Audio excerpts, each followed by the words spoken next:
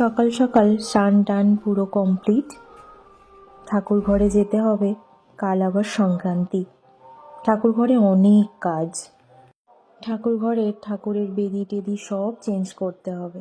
চলো আজ তোমাদেরকে দেখাবো আমার ঠাকুর ঘর।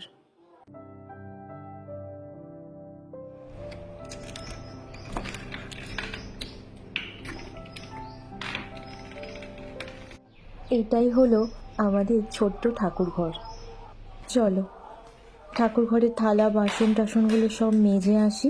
ফুল টুল অনেক তুলতে হবে, তুলে নিয়ে তারপরে তোমাদেরকে দেখাচ্ছি। চলো, থালা বাসন মাজা কমপ্লিট, ফুলও তোলা হয়ে গিয়েছে। চলো তোমাদেরকে দেখাই।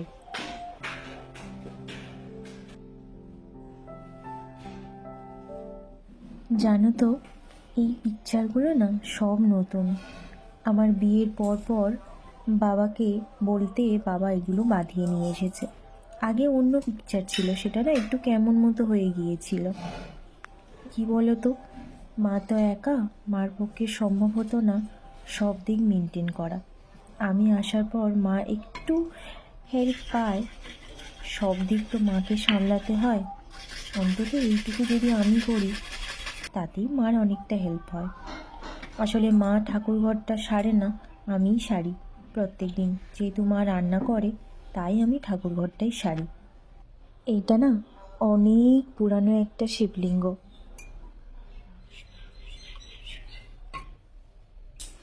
আর এই যে গোপাল ঠাকুরটা দেখতে পাচ্ছ, এটা না আমি বিয়েতে পেয়েছিলাম। জানো তো, ঠাকুরমশাইকে দিয়ে না প্রতিষ্ঠা করায়নি, তবে উৎসুক মতো করিয়ে নিয়েছিলাম। সেই থেকেই এই গোপাল সেবা আমার চলে আসছে।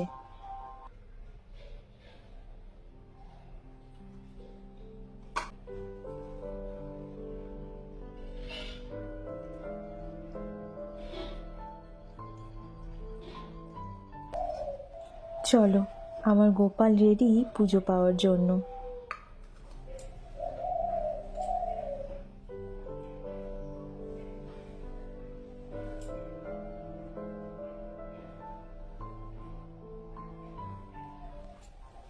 সব ঠাকুরের ফুল টুলগুলো দিয়ে দিই, প্রদীপটাও দেখিয়ে দিই, তারপর তোমাদের সাথে আবার কথা বলছি।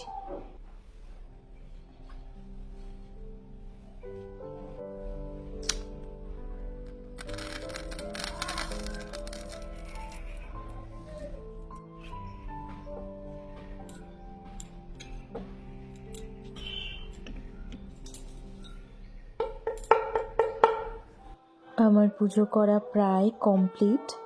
চলো আমি নিচে যাই, তারপর তোমাদের সাথে আবার কথা বলছি। আজ দুপুরে মা কি রান্না করেছে তোমাদেরকে একবারটি দেখাই। প্রথমেই ছিল স্যালাড আর লেবু, মাছের মাথা দিয়ে ডাল ছিল, আর ছিল পুকুরের তেলাপিয়া মাছের ঝাল, আর ছিল মেথি শাক দিয়ে একটা পাঁচমেশালি মতো চচ্চড়ি। আর টক দইটা আমাদের প্রত্যেক দিনই থাকে, মা নিজে হাতে এটা প্রত্যেক দিন বানায়। চলো, মার ভাত বাড়া হয়ে গিয়েছে, এবারে ধরে ধরে নিয়ে যাওয়ার পালা। জানো তো, প্রত্যেক দিন না আমরা ঘরের মধ্যে খাই না, বাইরেই খাই।